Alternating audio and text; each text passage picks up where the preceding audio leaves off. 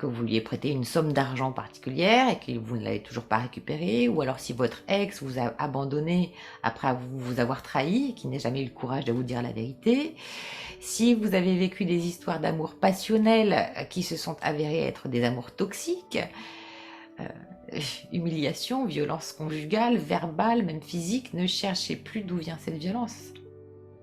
Elle vient de vous, en tout cas de votre histoire, de cet héritage inconscient pour lequel vous ne pouvez vous autoriser à être plus heureux en fait en amour que vos ancêtres ne l'ont été. C'est cela une loyauté. Par peur inconsciente de trahir le clan. Par peur inconsciente de trahir le clan, on s'interdit d'être heureux. On peut s'interdire par cette loyauté inconsciente d'être plus heureux que nos parents, d'être plus heureux que nos lignées. C'est aussi simple que ça. Et quand on le comprend, on met en lumière énormément de notre histoire.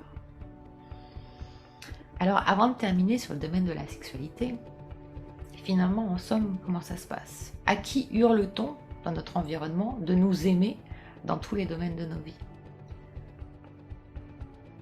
Vous courez depuis votre enfance après quel mot magique que vous espérez quémander ou recevoir auprès de quelle âme sœur de désintoxication?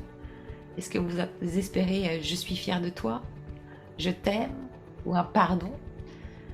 Et finalement, peut-être que vous êtes aussi fondu dans le désir de l'autre pour recevoir cet amour, pour recevoir cette reconnaissance, pour recevoir cette sécurité, cette valorisation, pour être comblé de vos manques.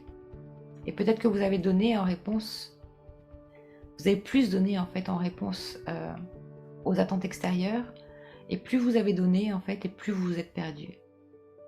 Plus vous vous êtes trahi en étant loyal aux injonctions familiales, conscientes, inconscientes, et plus vous avez reçu en retour d'injustice, plus de colère, plus d'humiliation, plus de rejet, plus de trahison. Il se peut même que vous soyez à présent complètement vidé de cela, parce que vous avez tellement donné.